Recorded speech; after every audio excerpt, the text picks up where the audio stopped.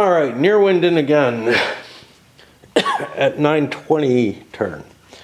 Not much has changed. A little bit of movement in the lines here, over here. The flank here, nothing's really moved too much. This Cadre unit re-engaged and got itself stuck. My cav swinging around here caused a situation that I think I did things legally. I can't be sure anymore. Which brings me to my point. On the last video I mentioned, hey, I got something wrong. I got a lot wrong, but I got something wrong that a viewer, Maverick, pointed out. Maverick's, I think I'm familiar with his name on BGG. He has like a horse or something as his image there. Either that or it's someone else using the same kind of name who watches my videos, or at least some of them. But he's actually pointed out two things now that I've fucked up. And I recognize the name, so like I can mention it. One was that when a brigade attacks, the results are not applied sequentially, they're applied simultaneously. And I have a hard time remembering, you know, all the little bits of a rule.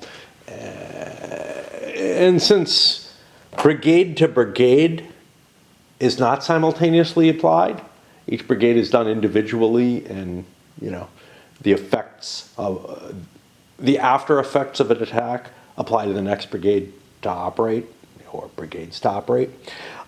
It seemed reasonable that at the regiment level, or whatever the counter level, because it's not really regiment, some of the counters, some of the regiments include many, many counters, and many of them include 2 counters, but like this one is 4 different counters to that regiment. It would seem consistent to me that everything would be done piecemeal.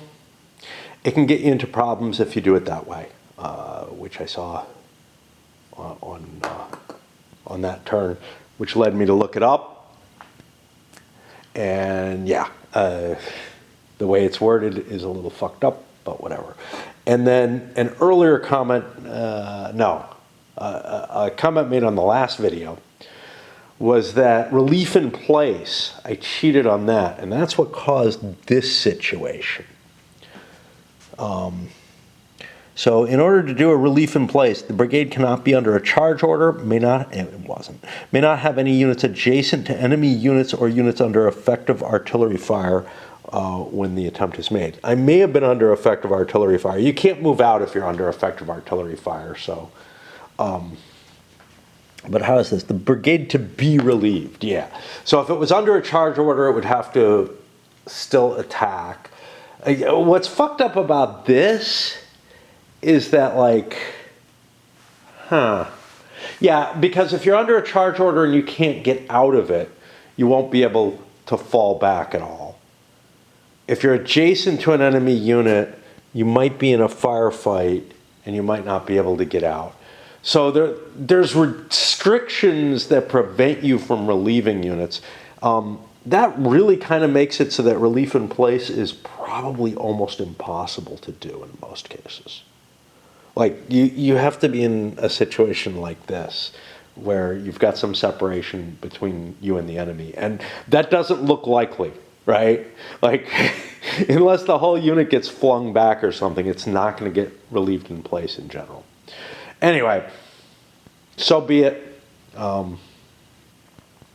Either way, the rules make a more, they avoid certain problems. And I'm wondering, are there more little gems like this in there that I'm just missing that explain away everything? I haven't been able to find them, but I didn't find these either. So, yeah, you know, there may be little bits, and there may be something hidden under here. under that image, the rule of 4.25 is the rule that appears to be missing that's referenced. That rule may cover some of the stuff. But anyway, not a hell of a lot happened in the last turn. And I kind of feel like there's going to be a whole lot of not a hell of a lot is happening. I mean, we breached another space on the line. We're weakening the Allied defensive line there. But not a lot of units are routing and disappearing and whatnot. We got them over here. We got a pile there. Got a few there. One thing that, most of those are artillery for the Allies. One thing that I am learning is that dragoons suck. They're fine as infantry, but having mounted dragoons, I think, is a really bad idea. And I had a bunch of units that I could have had as dismount. Oh, wait a minute. These look like cav. What the fuck, man?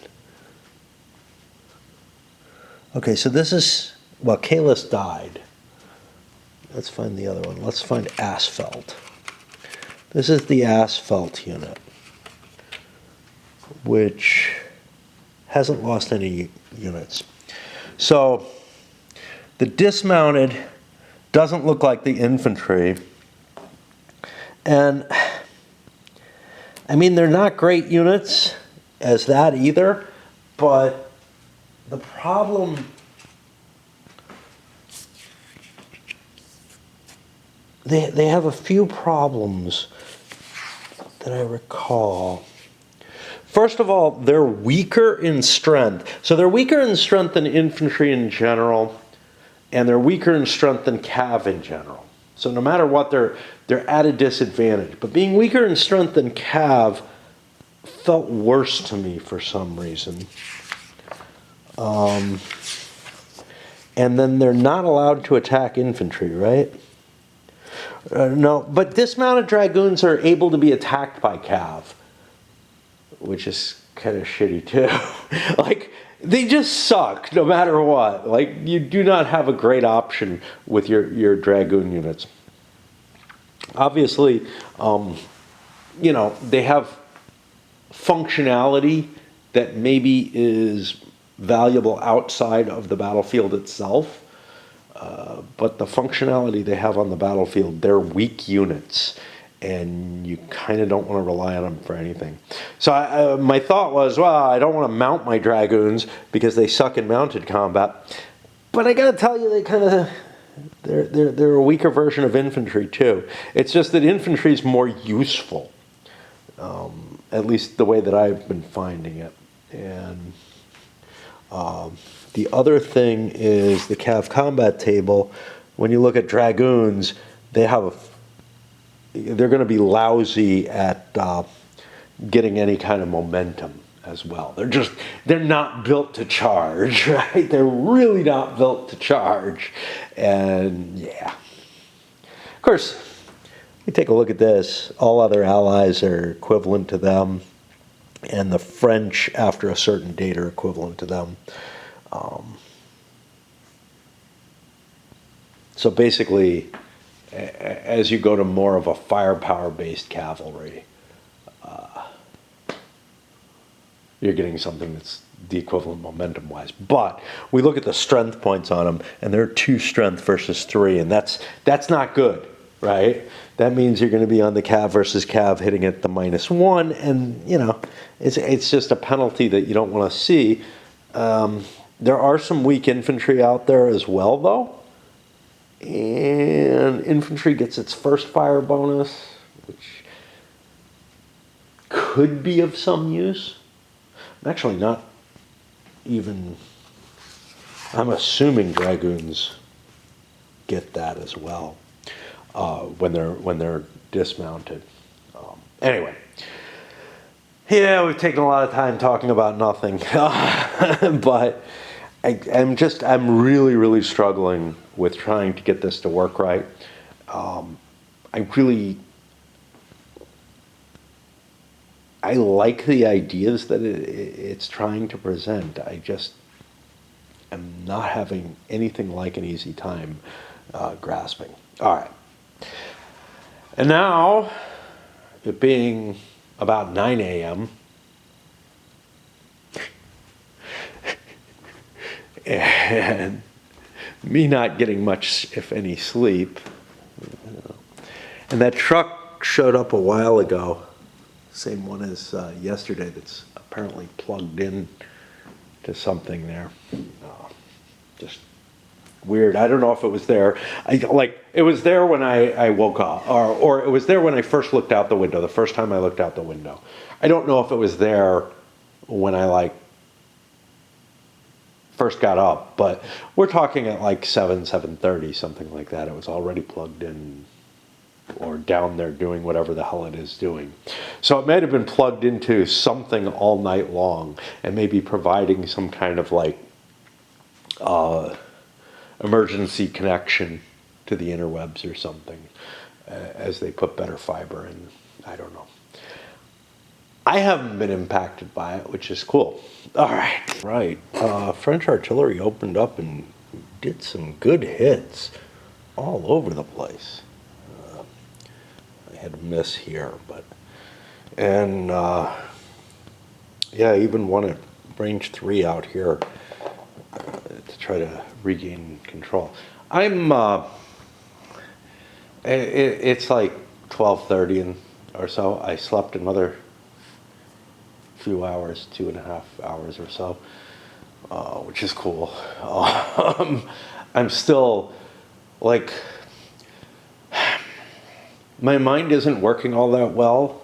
I feel groggy and whatnot a little bit, to the extent that I'm kind of, I don't know, I don't think I should be playing with the chainsaw today or something, but I don't know. I definitely don't feel like I should be crossing any major streets. But my first impression, after I did a little bit of raid, ate a couple of cookies, was, oh, I should just go back to sleep. Instead, I made myself some coffee. That'll help me a little bit. I can't ever really get my sleep schedule aligned so that I'm awake during the day at this point or whatever, because I have to go out on Friday nights, and that's just going to impact my whole week, unless I'm doing what I did, back when I was working, which was set an alarm and wake up every day. But what happened? All right, over to the command wing. So the French still have more units under charge. The Allies only have one. This Maastricht unit, we'll see what's up with that. But I went with Herbelville, and the front unit ended up getting a 1 AR, even with the bonus of the effective fire, etc. He was on, I think, the +2 chart, because he had a covered flank, this unit behind him and whatnot. I wanted to get this moving first, try to break up this situation, certainly before I do the guards, and the only other thing I have is way over here. Not much is reliant on that. I don't think that's really threatened. And then my other charges are over here and here somewhere, Reinald. So I thought it would be important to try to get this. I didn't get a good result, so I guess maybe not that important. And yeah, I just fucking cheated. That's not what I'm supposed to be doing. All right, let's undo that turn. Fuck. Like I said, I'm tired. Yeah, I'm in charge of trying to figure out command changes. Not that. Goops. There's, so many different parts. This is the first time I've made this mistake. Let's do this. Okay.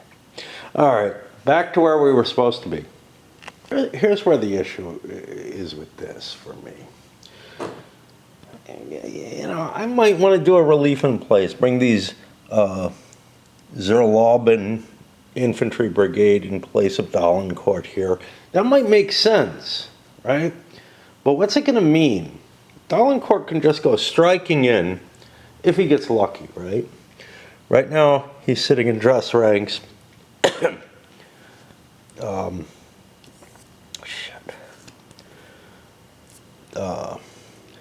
Dress ranks going to charge is not all that likely, but I could do it in 2 steps and each one becomes more likely.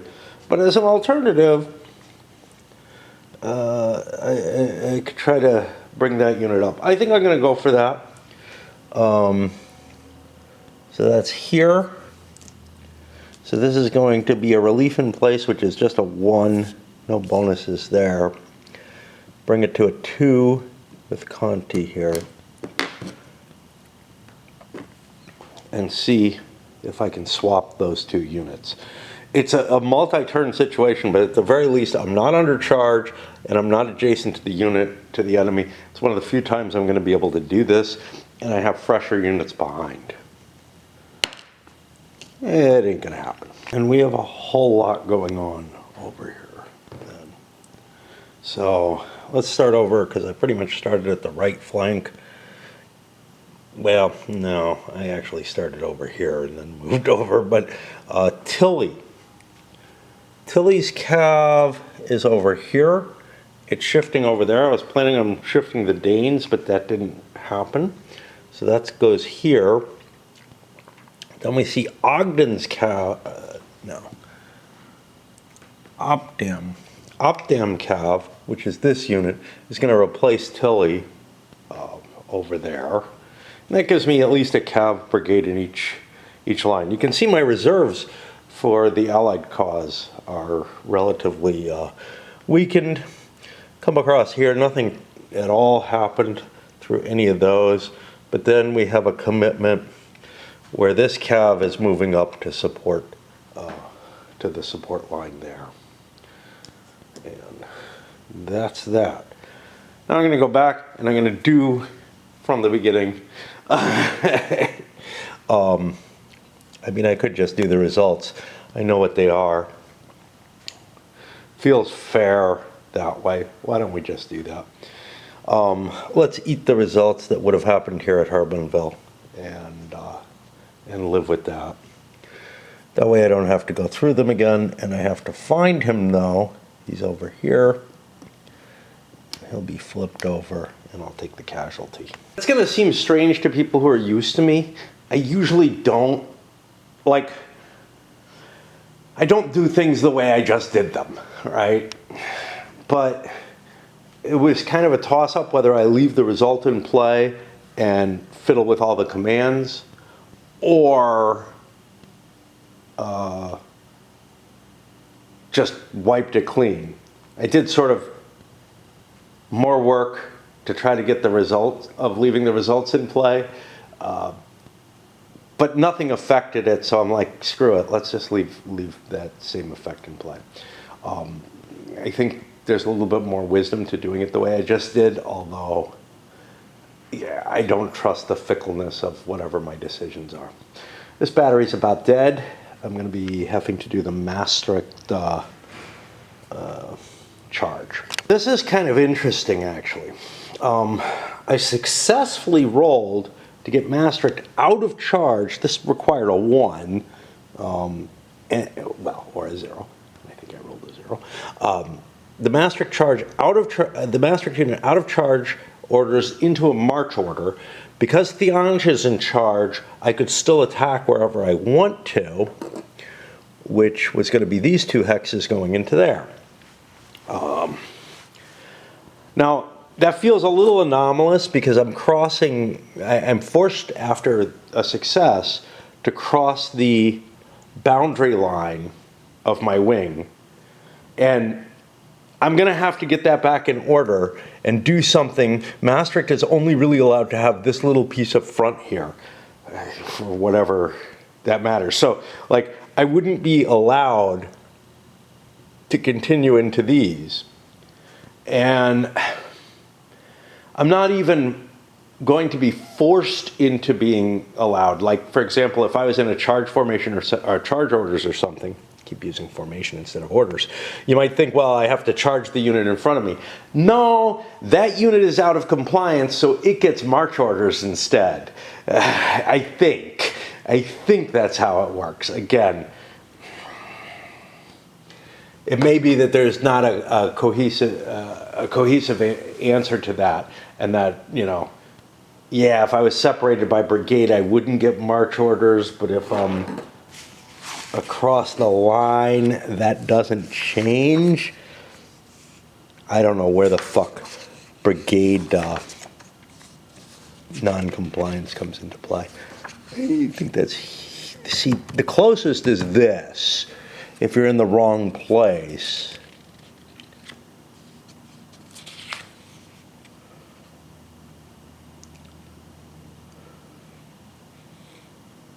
I may not change to charge address ranks, it remains under march, but I'm not under march.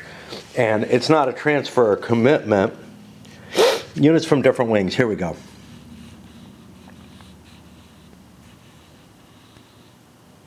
Units must remain within their wing boundary except for 4.24 and 4.25, but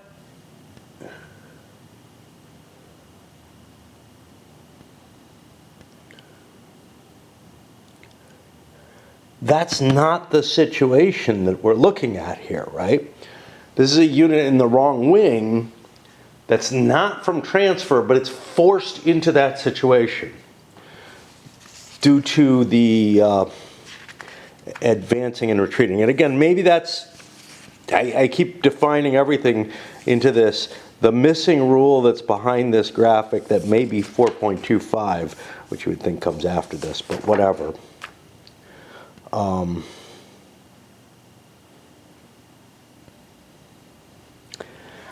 really not sure. Like, if there is a rule that covers it, it doesn't exist in my rule book. And I don't know, I don't think it's been given to us. I'm not sure. I didn't see it in the question thing, but there's like, you know, there's no consolidated errata or anything like that being constructed that I was aware of. It's certainly not an active threat on BGG. Now, given that, what do we have here? Yeah. I mean, I don't know. You're right. Like, again, if I was making up my own rules, I would have the wings start switching. And I don't think it's such a bad idea to increase, to change the boundaries of the wings the way I'm suggesting with little clip ties or whatever to indicate where they are. The reason being, look, the size of the wing is appropriate. That's the size of the command that that guy has directly under him, and gives a fair idea of how much space he can occupy. And if you allow the wings to just shift wherever they will, well, you know, armies march, right? They don't line up and determine, you know, just some kind of specified location that you can always, that you are always must be within on it. It's a relative situation. So if the entire battle kind of shifted this way a little bit, all these wings should move, right? And if an area of the battle is becoming less and less important, it might make sense to dispatch troops to another commander and allow him to widen his force a little bit. He's still only got so much frontage he's allowed, right? But that frontage by brigade may be different from some kind of purely geographical frontage. And that's just, I don't know. As an example, this plains area, I only have 3 brigades in the front for both sides because there's big brigades up there, right? I don't need a 4th brigade. Anyway, I think enough on that. I am really kind of punch drunk at this point. And there's something rattling around. and I did the Maastricht, that means it's going to be a French charge operation. Oh, it's somebody on my window. I can see the window in the mirror there, and there's Stellaris J there. Maybe I'll scare the living crap out of him and open the window. My wife would hate, or my past wife would hate, if I did something like that. She's always like, don't bother the little friends. Oh well, he's going anyway. I'm gonna pause a little bit here. I'm too tired to play. I'm kind of regretting making coffee at this point. There's a little bit of raid I have to do. There's a promo code I gotta enter, and I've got a clan boss fight or whatever that I can fire off right now. But beyond that, I'm just like, geez, I just want to go to sleep. Up here, maybe an hour and a half later, nice little snooze. Feel a lot better now. I feel like I've gotten, you know, enough of a day's sleep. I don't know, probably around 6.5 hours total, but in different little pieces. Of course, it's almost time for raid. I went out and tried to play with some wood. My chainsaw isn't powered up yet, so I plugged it in for tomorrow.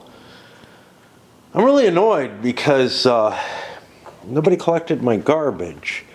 And I'm worried that the bucket that's inside my garbage prevented it from, like, dumping properly. But I'm not sure. And, like, I don't know. It doesn't look like, I don't know what. But anyway, I'm going to have to figure out what the fuck to do about all that. But in the game, the French have all the remaining units in charge. I activated Cadro over here and got myself into another firefight. And I'm like, okay, nothing's happening, great, whatever. But then, Tianche here, this unit managed to break one of the this one managed to push back the Von Hayden, taking damage, whatever. But this one managed to break one of the Maastricht units, and the rest of the unit went with it. And that's what we got going here. Well, this guy should be on the 2 side. And now a big hole has opened up in the Allied line. This is bad. Yeah, I got a cav unit to cover and whatnot, but I'm running low on infantry. And like I said, cav's not that impressive, right? Especially against formed infantry. Now, I can hit around here and whatnot, but not right away. That's the Spanish cav. That's way in the reserve there. The first guards here, they're the support line, kind of fucked up, whatever, because I probably shouldn't have been able to do what I did, which was swapping Maastricht in for them. I still got, what, just 1 more unit? 2 more units left in charge. But here's the problem. This advance Tianche made, they're halted because of this stupid transition. Now again, I could shift them over to the other commander or whatever, but that's not what's happening, right? This distinct line, I don't know what the fuck is up here, but this distinct line should be able to keep advancing without having to get some kind of special orders to cross this little imaginary line here. And again, I don't think that there's like a fuzzy way of dealing with these separation borders between the different wings. I think the best answer is to allow you to define your wings as you go. What we got here is Reynald, came through, made an attack. Hey, if I'd gotten lucky here, I might have busted things open and had a channel to come through and attack here. These guys would still have to do something weird. They'd have to kind of Like this guy's going to have to come around this way. I'm probably going to have to get out of charge, whatever. But at least there'd be a chance of advancing. At least I have a solid line here. But, you know, the way the battle is naturally progressing, these should be able to keep pushing forward, right? You know? But there's no enemy there, and I'm just not allowed to step over this line. But yeah, Renault got what was a pretty good attack, like on the +3 table against these, and I rolled the shitty firefight there. And so I'm stuck. The guards are in a lot of firefights, and we're unable to get out of their charge command, and there's basically nothing they can do. I can't cross over into here. Same kind of situation. Solace has to handle that hex. That's going to put me over to the Allies for the March Order unit. Ooh, okay, Churchill launched an attack from this hex. I was actually slightly advantaged. I got a good die roll, a 1 DR die roll on the French, but I had to take first fire first, and never mind. Never mind. That first fire broke the French unit, and that actually means Churchill gets to advance. I thought he had routed. And had he routed, I got a route for the entire unit, but that's not the case. Because the French took the hit. No, I did it right. The French took the hit. Churchill took the next hit, and that routed him. But the French still have to retreat from their position. So nobody's going to advance into there, and then all of Churchill is going to dissolve at this point. So that front line, I mean, there's not that much of him left, but this part, it's going to all open up. And again, the Allied position is beginning to disintegrate. And so that's what this looks like afterwards. Running through some of the Liège units. For a little bit of piddling, I got Ramsey into charge orders. I would have rather had him in movement orders, but Reeb here, or Rib, is not in charge orders, so I wouldn't be able to attack him otherwise, but all I get out of it is a firefight anyhow. Okay, so the Hanoverian Cav down here took the next attack, and it started out nice. I crossed the stream, I had a fairly even combat, great.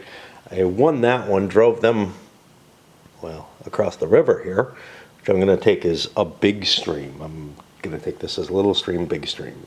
Just, it's the closest I can conform to what they're saying. But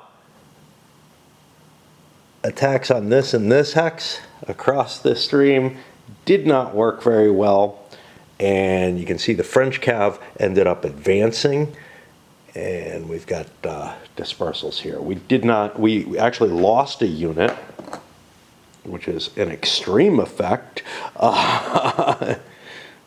which was this guy. He was being attacked from here, and like -2 or something, but there's an eliminate result on there. And yeah, did not rout the Hanoverian Cav, but yeah, this valiant attack to try to, like, I don't know what.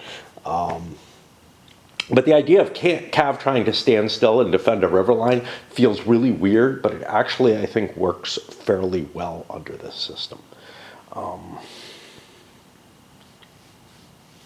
not sure. Did I forget the momentum bonus on any of these guys? Probably. Oh well. Like, I did the momentum bonus on this guy, but I think I forgot it on the next 2 attacks. And that's actually a big deal, because if I was at -2, I would have only gotten an R2A1. Which would have resulted in, instead, Let's look at the other one. I don't remember what the other one was. The other one got me like an R2, an R2A1. That was all the way over here. We'll leave that alone because that result would have been possible. But this result wouldn't even be possible. So this would be an R2 from here. That would be into here, and then I'm blocked on my next retreat, both by the unit behind me and the stack behind me. So let's take a look. He would have been a 3. 3 minus 3, wow. He ignores his retreat and rallies to normal, so yeah. So that would have been the situation on that one. Okay. So much less painful than I thought. I'm still kind of defending the line, but this guy ran off on his own successfully. He wasn't able to get a second hit. Here I'm in a position again where rigidity is going to be, of the rule set is going to be kind of painful. I'm not sure because this is such a chaotic circumstance right up here. But I want to activate Filippo. The guard, these guys continued their dress ranks order and recovered themselves somewhat. These guys failed to get any order. The French have been flipping counters at random, but if I flip the Filippo counter, I'm on the same line as this. And then the question is, what's up with this line? What really is it? Like, I've got a nice linear situation here with the infantry up here. I get to this cav and I've just got a mess. But this guy, he's in the front line, is in conflict with everything back here if I just trace a line this way. But what if I trace a line this way?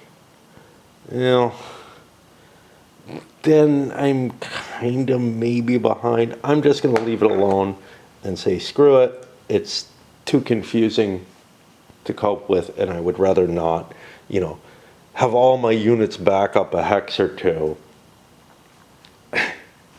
Thereby, because I already did these guys and moved them into place, I think before the Hanoverian cav attacked.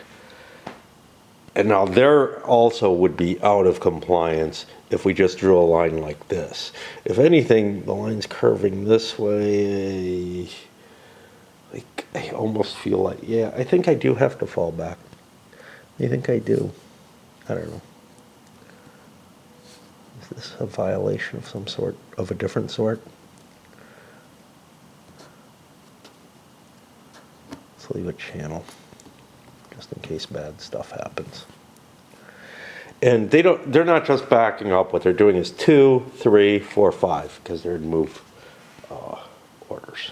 Finished up with the Hanoverians who are unable to react. They wanted to dress ranks. And I need to take a break. Not a coffee for that matter as well. But I'll come back. That's going to be another French flip. And I'm basically working down the line as to what's on the front line, what I want to do. If I see something, you know, like these Liège units that maybe I need to do something, like they probably want to dress, that doesn't help. They've lost their first fire. See, what happens with the first fire, I think, when the enemy's running through you, is you put your musket barrel down for safety's sake, and the musket ball rolls out. It's really fucked up because you're like a little disordered. This does make sense as a temporary situation, but would you really lose your first fire? Especially if you have, like, you know, an hour to reform or something? I don't know. Yeah, it's a little past dawn on Friday morning. Thursday, you know, I mean, it's weird. I'm, like, still up, right? I got a nap, but Thursday was weird. I woke up early in the morning, and that was too early, went back to bed. Woke up again at like 10, and then actually cut some wood. But, you know, after I was done with that, I was tired, so I slept. And I basically slept the whole day through, not just until raid time, but like until 7 p.m. or so. So it's kind of funny. This time of year, I can't be completely nocturnal. There just are too many daylight hours. But it's very seldom I'm like asleep during the dark hours. All right. So we're over here, and I'm looking over it, and I think we're on the March brigade activations. This battery did not charge fully, although it claimed it did. I don't know what's going on. The charger, the plug on one of the chargers doesn't set right or something. I don't know. But it looked like it was charging when I left. And we're on the back end of the turn, really. Like, once the charge orders have gone, not much else is going to happen. But there are still things at the front that haven't operated yet. So we'll try to figure out what the fuck I'm doing. The complexities, and again, this is my mind not working well and not processing things all that well. But I have to look at the finish marker and exclude those from consideration. But then, since I'm looking for marches, anything that's got a counter on top of it, I have to exclude from consideration as well. I don't really have to read the counter, although if there's a charge on top of something that hasn't gone yet, I've fucked up, so it's of some value. But that couple steps of processing makes it harder to figure out what's available. Now, in the front, I got one unit, this Surbeck infantry. Since I'm chatting, I might as well look. Do I want to attack with it? I think so, because I've got a couple artillery effectives there. So I'm going to try to throw it into charge orders. Why have I been delaying? That's a good question. Because the units directly opposed to it have not yet gone into orders, and the reserve hasn't gone into orders. So again, I think I'll delay, right? I think my decision to delay made sense, and I'll keep avoiding playing that. And I switched batteries. Just didn't charge up. And as the French are triggering things, and I'm not sure what and why, that they don't want to do anything with right now. Oh yay, the battery's charging, and this one's charging. So I don't know. I'm hoping that there's nothing wrong with the plug, with the outlet on this one, because this is my important camera. This is the one that works well. Had to do a couple of actions with the English that were a little weird. So like the Danish Cav, I shifted it over here because Tilly's coming to join him, and then Opton, or whatever his name is, Opdam. Dutch names are really hard for me to remember, is coming back. Now you'll see they're violating the front-back situation. They're in the same line, but they're allowed to do that because he's trying to get into his transfer. And in fact, I probably ought to keep his brigade transfer in place just to indicate that. But that's going to confuse me more. These are kind of... the various transfer markers are kind of to tell you, hey, something really weird is happening that you have to pay a lot of attention to. They're more a mnemonic device than anything else. And we've run through a bunch of commands with the French just flipping counters over for the most part. They may have maneuvered a couple of units, but you can see the Cav shift having been made. Other units not really able to do much. The routing units are preventing them from moving into a position they might want to move into. So like the Spanish Cav might want to move up a little bit. Can't go very far, I think just one hex row, but I got to leave a channel there. I could have shifted a little bit more, but it doesn't really make much difference. The main point being there's this gap in my line that I can't cover. But I couldn't cover it anyhow because they're not in the front. In fact, they're in the reserve, which might seem horrible, but it's because of this first guard and the mess that they ended up in, being in the support line. They probably shouldn't be anymore. I don't know. But anyway, and now the Allies have used all their commands that they that are in March, except for the Nassau unit, which is the one unit I kind of want it to delay on. Surbeck is not in charge, so I can't try to retake this hex. So, yeah. I think Mike Welker, on the last video, was like, the French are falling for the trap. I'm really not convinced, like, that there's much trap in play here. Like, the Allies, I don't think they have a hell of a lot that they can do if the French really break through. But the thing is, yeah, they can kind of fling them back and everything. But right now, I am not in a position where I can. If this is a damage, it is not. I'm in mobile, so I can spend all my movement points. This is why I don't video what I'm doing, because I'm clumsy. I can spend all my movement points to shift those. I'll check this one too. I mean, yeah, I don't think I can move into that firefight. I mean, I can move behind it. It doesn't really do me much good. I'm better off potentially anchoring if the brigades switch or something.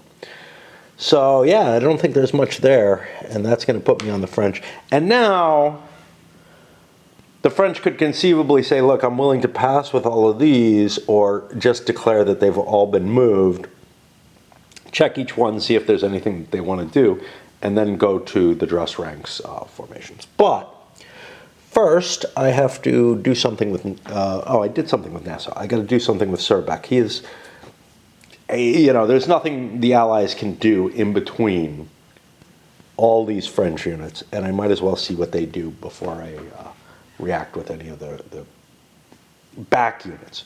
Ideally, I would rather move the back units after the forward units, but there are advantages to choosing to do it this way. Now I get into the charge, which is what I want to do, and I'm going to be forced to attack because I have to attack every unit I can. I'm going to be forced to attack like this. If I attack, I can't like double up on a unit and not hit this thing. And I don't really want to hit that, but okay. But I want to hit these artillery effectives. This unit is particularly interesting because the Nassau unit is going to get first fire on it, and it has taken 2 hits already.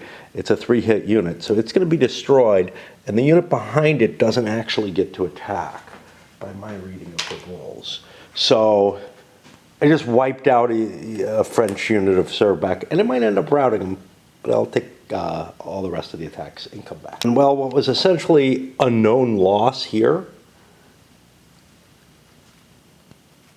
What the hell is this over here? I don't know what happened there. I'm assuming it's right. I was hoping to get some gains from it. I mean, one thing I got is a good lead unit there. But instead, I got a bunch of firefights, so I pinned Surbeck down. Unit fell back here.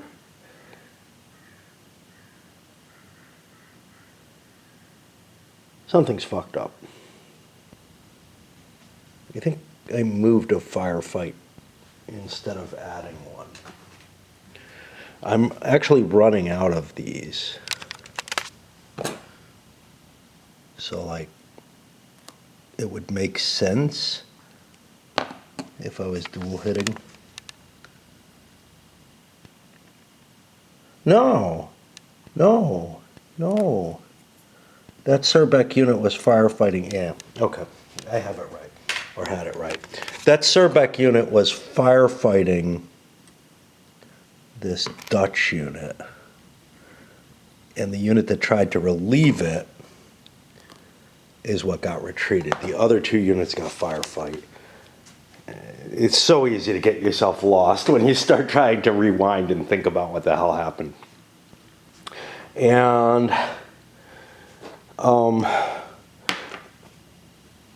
technically it's still on France's turn. I'm gonna look over all the march commands and see if there's any I want to do. Damn it, the difficulty of assessing things fucked me up again. Not in a bad way, but I saw this dress ranks here and I'm thinking, oh, I'll activate that as a dress ranks.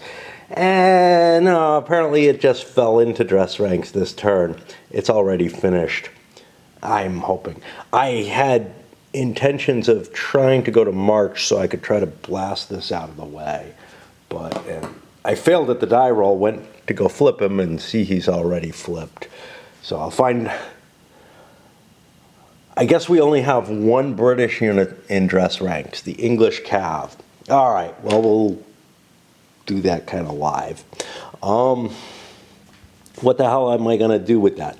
I kind of want to charge, break up asphalt. See, there's an advantage to being the attacker as Cav, because you get the momentum advantage. So I'm at front from march to charge is 4. No leadership bonus. Sorry, dress ranks to charge is 2.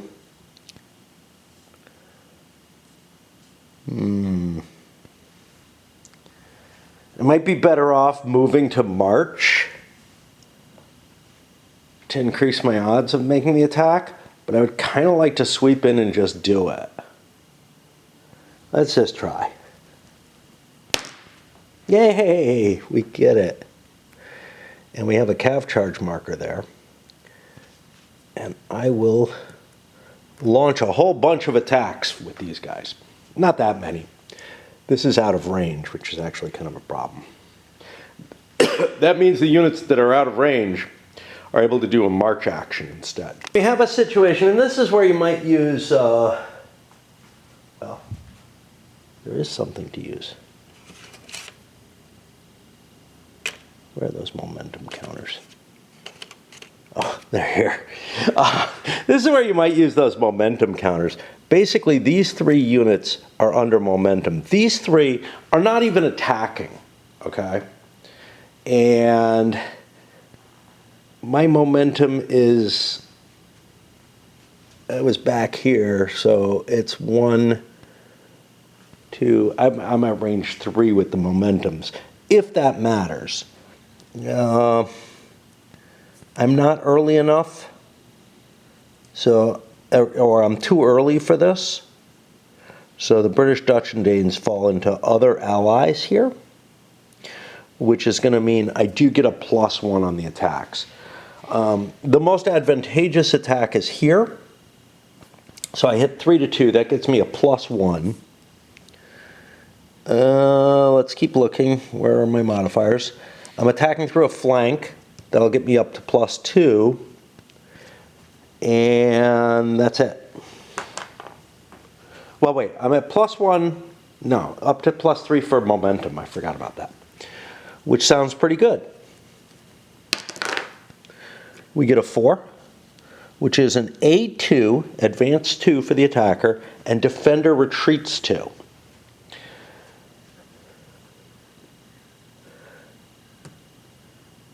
Flank was covered.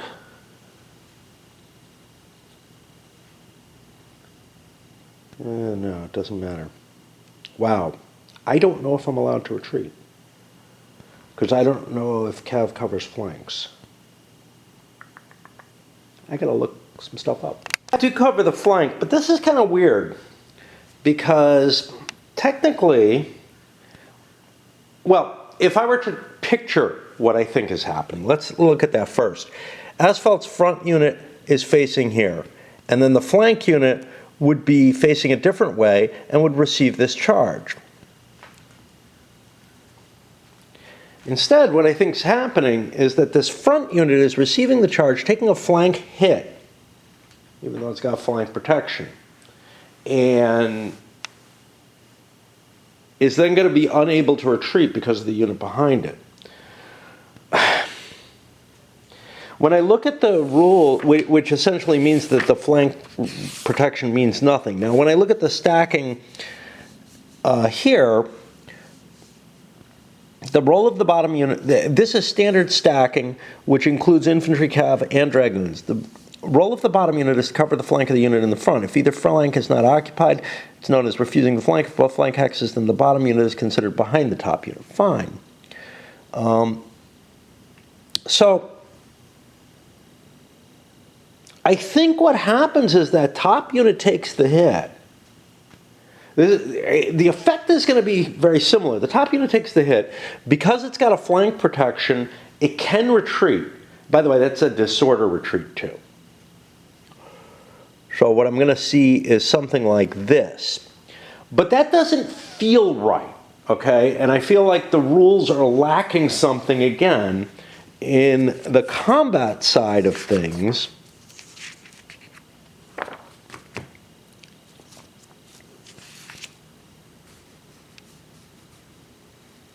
There's not really a discussion of flank in this kind of situation. Now, if I was in a village or whatever, I know that the flanking unit would be covering. The same would apply to infantry, by the way, okay? Is that the front unit would still be taking the hit, but it wouldn't get the flank penalty. But the difference is there's no flank penalty here. There's no open flank penalty for cavalry. So I got a bonus for hitting the flank of a unit that had its flank refused, which I don't think makes sense. And again, next time I play, I think I'm going to incorporate a couple of changes, and one of them may be to use common sense instead of strictly following the rules. Here I'm going to strictly follow the rules as written, which I think caused this. Now, this unit got an A2, which I believe means I think I have to advance it to that hex. Fuck. Which I'm not able to do. Oh, boy. Advance hexes, cavalry advances. With the first hex being the hex previously occupied by the defender. Now, all this would make sense if cav couldn't stack.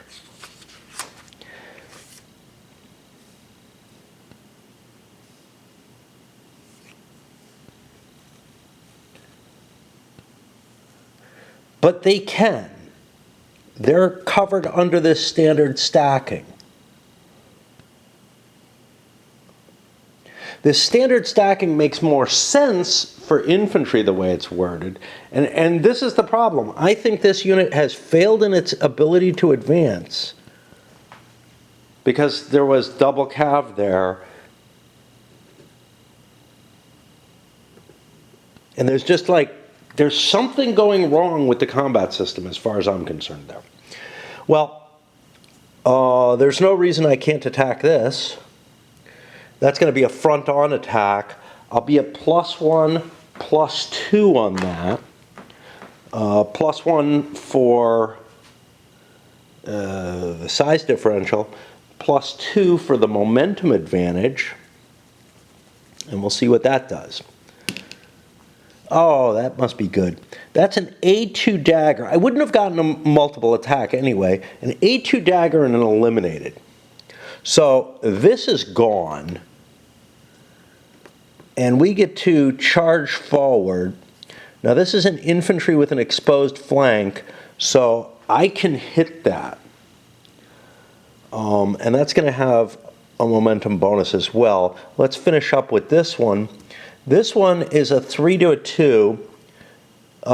His flank here was covered, but I can refuse this flank, so there's room to retreat again. So again, that's on the +2 level. And there I get, I think, a no effect, and a defender is flipped and retreats 1. I'm allowed to retreat because this unit was on the flank and not part of a contiguous line. It was over on this flank. It was refusing a flank away from the enemy that the enemy couldn't possibly retreat. This one is disordered as well. This one's not disordered because he's not done. He's going to be hitting, oh, that's cav too. Okay, he's going to hit the cav. So I'm at +2 for size, +1 for momentum. That puts me on the +3 table. A 5 gets me A2 DR2. That's going to destroy this. It's disordered when disordered. I get an A2. Now I need not make both advances from 1 to the number. I must take 1. So I'm going to only go to here, knock out this artillery. And this is what the English look like. And now we'll take a look at the route of asphalt. Asphalt has a morale of 6 minus 2 units, puts them down to 4. Ah, I should have a couple of runners here. So where did we route from? Where did we lose units from? We lost one from here, which actually would have destroyed that unit. I wanted to take out the gun anyway. So there would be a router here from that. Well, could be here. And then there's another one. That other unit would have routed and gotten there. Okay. So what did we say we were at? 6 is 4, something like that. It's not good. We get a 2, so we survive.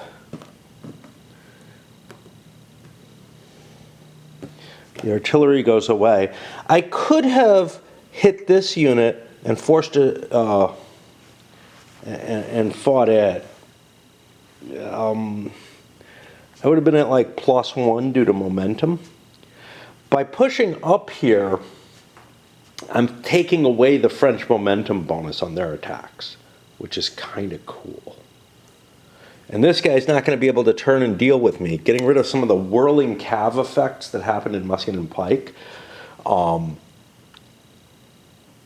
He's got to pay attention. Well, he may turn.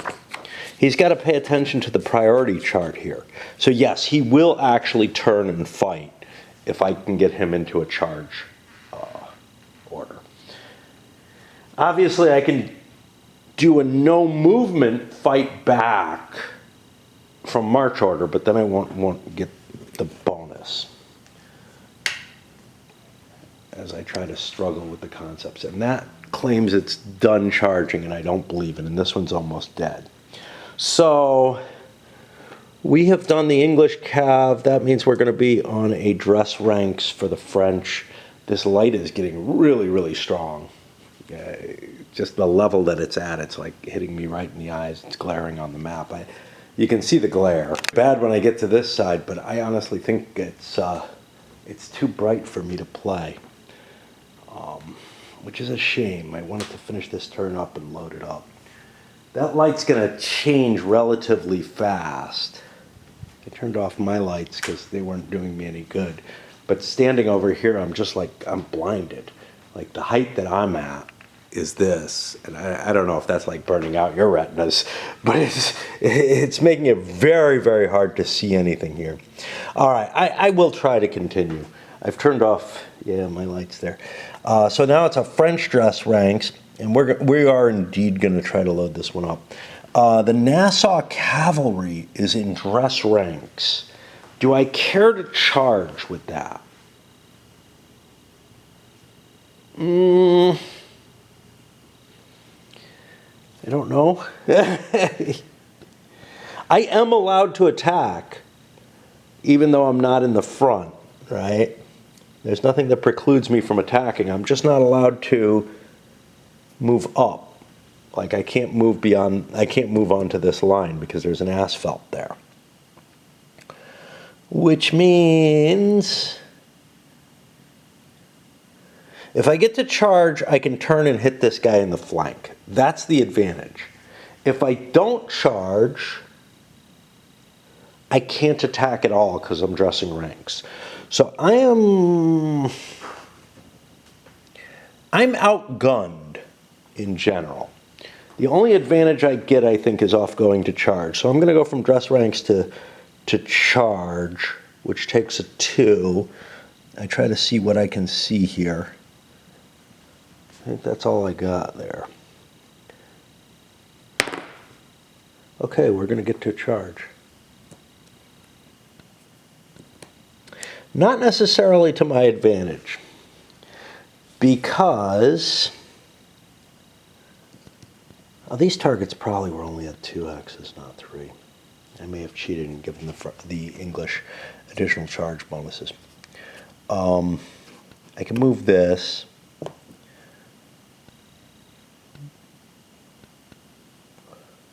And then I got a bunch of attacks at low odds here. This is not going to go well for the French. It didn't go that poorly. The net results were this guy succeeded and killed one of the English infantry. Oh no, Lumley. Okay. This one succeeded in pushing forward. This one managed to disorder its opponent, which means it's basically a draw. This one did get a retreat, but there was room for it, so no biggie. And now we take a look at the English cav, and it has taken 2 hits, so it's down to an 8, which means there's a 1 in 10 chance, and it routs. So what looked like a successful gambit by the Brits is going to turn into a mass rout instead. For very little reason. It looked like I was doing great. My force just collapsed.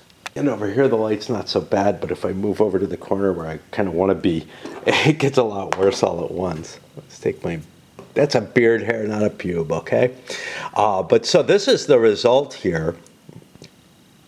When I masturbate over my games, it's sort of figurative, not literal.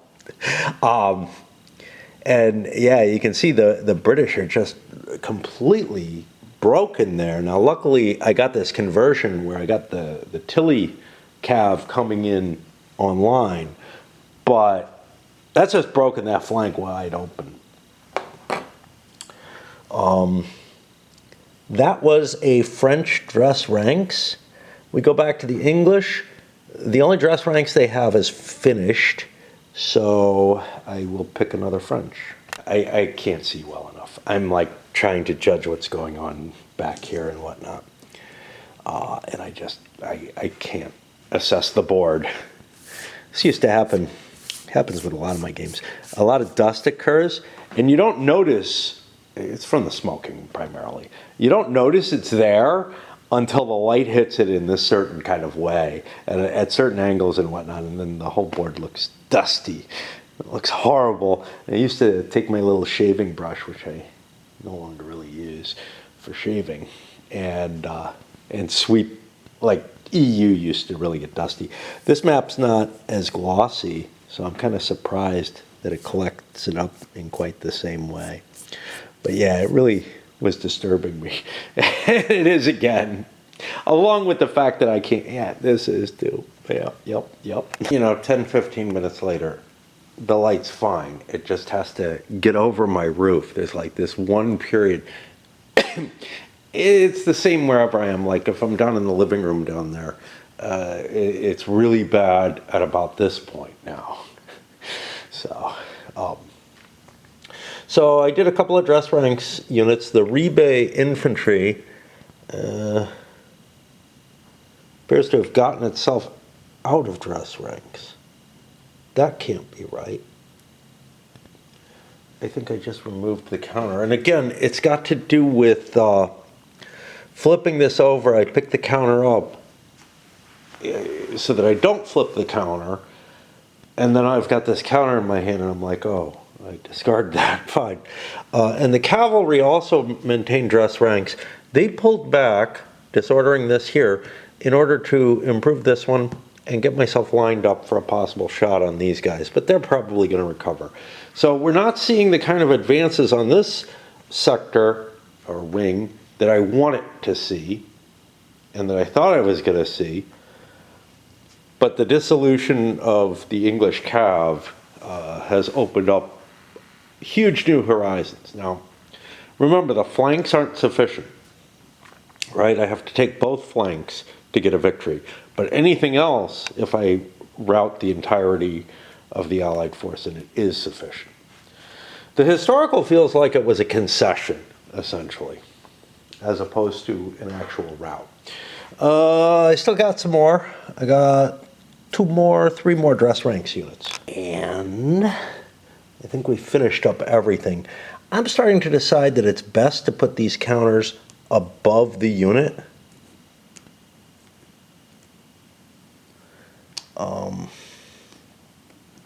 Then I may start finding that to be more effective than kind of covering the unit with them. Makes things a little tight. You'll see here, for example. But I'm hoping that this will help improve my ability to discern which units have moved and which have orders at the same time. There is enough room, barely, to do that. Okay, so what happened after that? After the Montfort Reeb, we had Rocheguyon and Dalincourt over here. I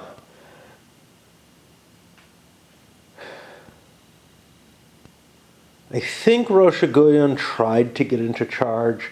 They didn't succeed. Dalincourt tried to get into march. They're hoping to swap out with Zerlathon or whatever back there. But Salas managed to bust into the village here.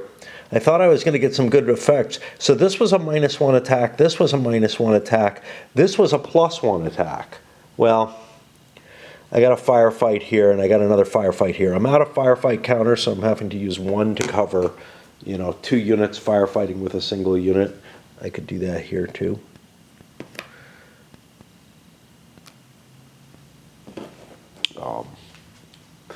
If I only have it in one place, I'm more likely to not notice what's going on. I got one here. And you can see it's going to be kind of a pain to represent like this, but I want to preserve counters. The other firefights are all across the line. Well, there's one here, but this one's fucked up because this unit is not under firefight, so I can't just coat them all or anything. But anyway, I was really hoping that I would bust through here with this artillery effective. Didn't happen.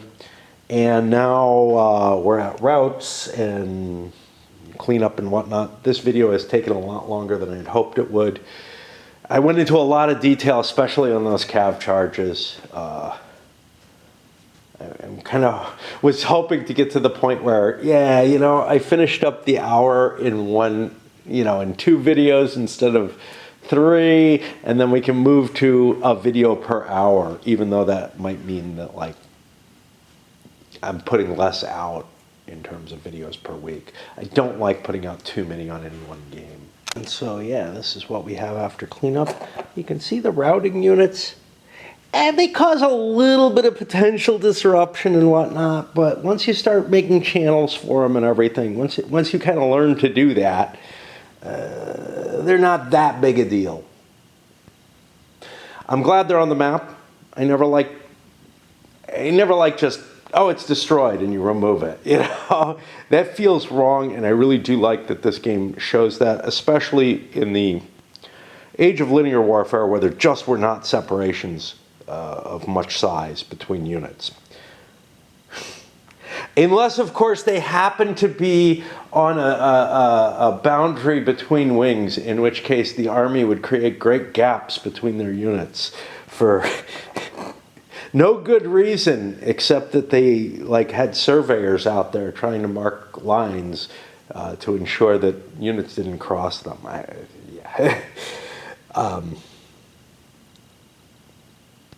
All right, and we're going to load this up, and then I'll come back with what happened so far, because something did happen. We had a huge break. And things kind of hint at happening. That's the whole thing. You get this breach here, and it feels like something is happening, right? But is it really? You get this chance with Salas here when I get an attack into there. It feels like something's happening. But the infantry versus infantry, not a lot of something has been happening there.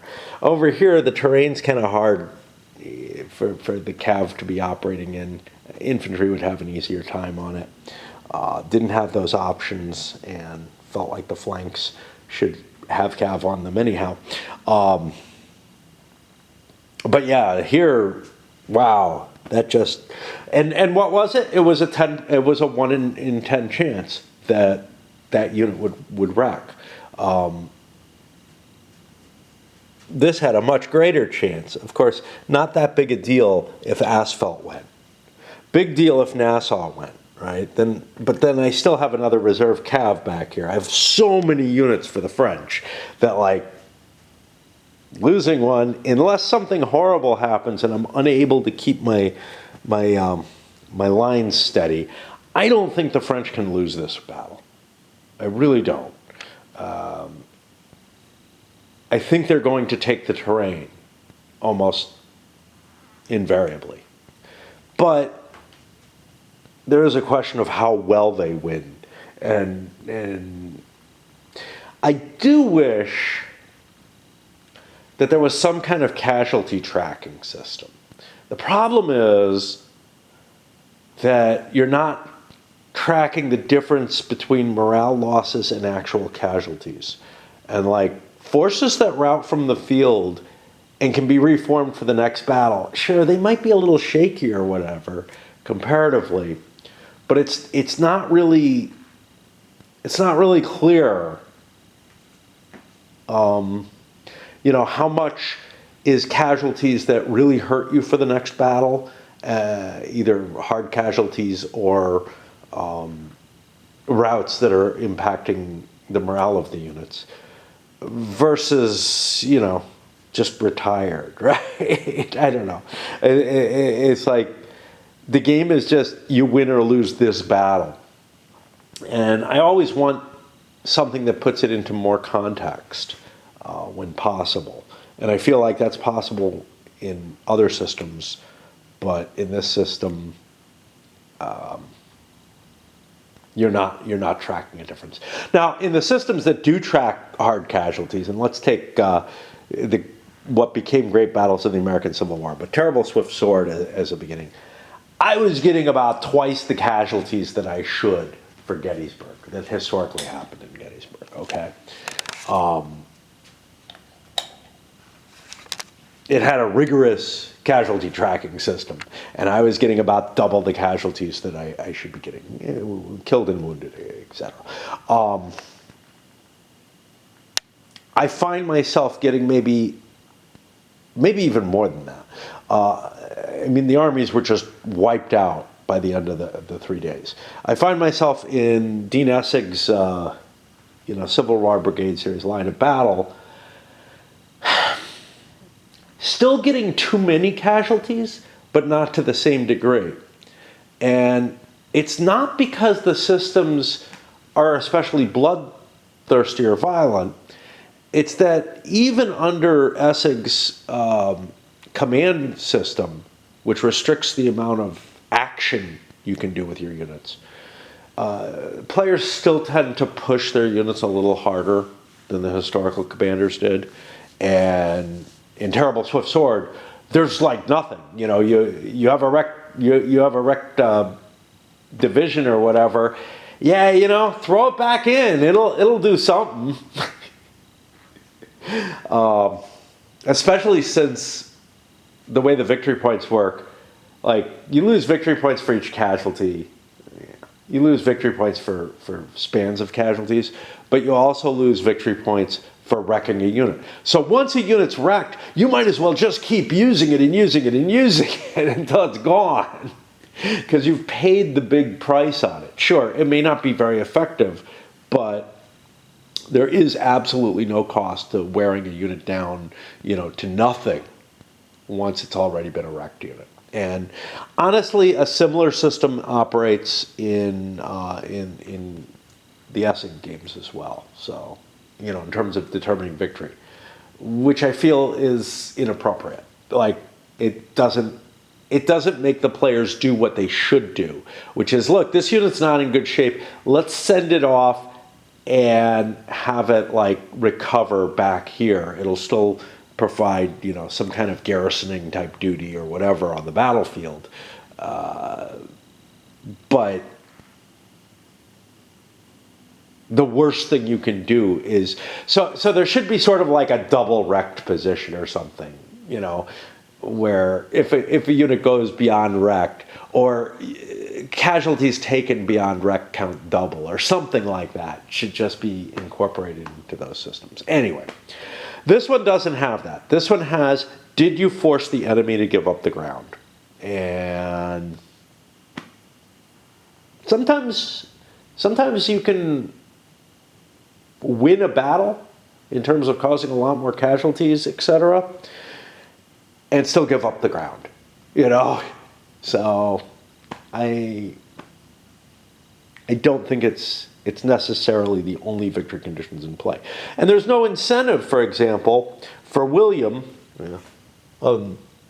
he's dead now, right? He died on the first turn or whatever, for William to give up the territory rather than let his army rout. Absolutely none within the victory conditions, which, again, you know, yeah, in your own mind you can say, yeah, I conceded, I could have fought longer, I maybe even could have held out for the entirety of the battle, but I chose not to wreck my army. There really should be some consideration of that type, because the commanders had those considerations. The armies acted under those considerations. It shouldn't be a simple, did I rout or not? I don't know what you put that as, though. I mean, obviously, in your own head, you can say, well, I conceded, that's not as bad as routing. Yeah, but isn't it? You know, I mean, like, in game terms, a concession is kind of, I have given up sort of the worst that I can possibly do. Anything else is kind of negotiated, right? We're going into theory of playing games as opposed to game theory. But I really do believe in that kind of thing. When you concede, you're saying, I can't possibly, you know, the base case is, I am going to lose the worst that I can possibly lose. And then beyond that is kind of an agreement between the players or whatever as to, yeah, but I probably would have held off here or whatever.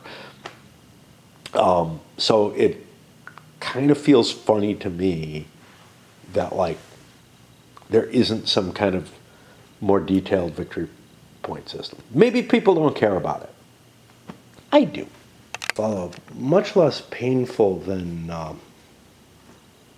the actual camera being bad. I think it's actually this charger that doesn't work right. Maybe there's something fucked up in there or whatever where it's not sitting right.